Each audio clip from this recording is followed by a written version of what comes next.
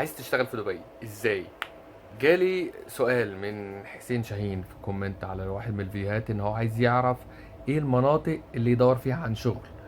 طيب هي القصة مش سهلة من الناحية دي. ليه؟ لان مثلا الدكتور هيدور في مناطق مختلفة عن المهندس، المحاسب هيدور في مناطق مختلفة عن بتاع السيلز. فانت كشخص او كل واحد رايح دبي يدور على شغل لازم تكون محدد لنفسك ايه هي الشغلانه اللي انت عايزها. يعني انت بتعرف ايه فهتشتغل هناك، او انت عندك خبره في ايه فهتدور على شغلانه في نفس مجال خبرتك. لكن على العموم، لو انت حد جديد مثلا او فريش لسه متخرج من اي كليه واللي هو رايح دبي عشان تشتغل، يعني مش فارق معاك ايه نوع الشغل، واحدة من المناطق الأساسية اللي لازم تروحها اللي هي اسمها دبي اوت سورس زون. دي هحط لكم اللينك بتاعها في الديسكريبشن تحت.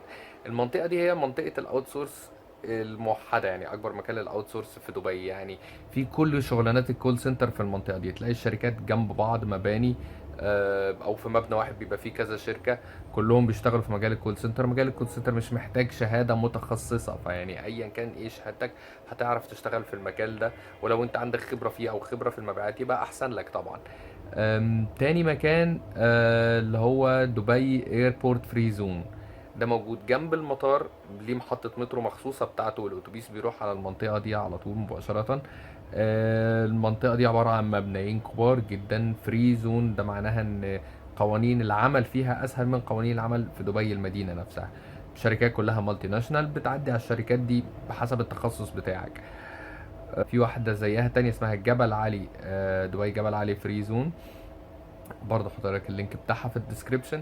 نفس القصة بس جبل علي شوية لأن المسافات بين المباني بعيدة شوية عن بعض، فهتبقى محتاج يكون معاك تاكسي أو عربية علشان تقدر تلف كتير من غير ما تتعب.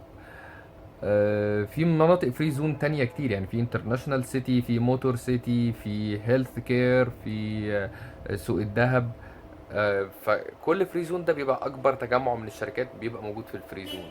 البيزنس باي برضو في مجموعة شركات كبيرة. لو رحت البيزنس باي هتلاقي تجمع شركات.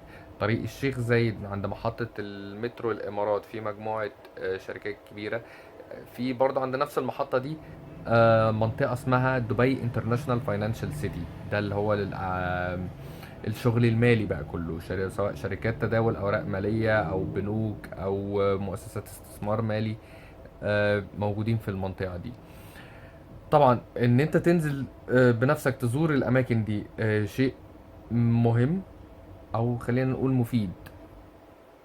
لكن الاهم ان انت تدور اونلاين. انت لو قعدت في دبي كل يوم صحيت الساعة 8 الصبح، فتحت المواقع اللي احنا اتكلمنا عليها قبل كده اللي هي مثلا دوبيزل وانديد ومانستر جلف ولينكد ان، من 8 الصبح لحد بالليل مش هتلحق تكون خلصت التقديم على كل الشغلانات اللي موجودة في المواقع دي.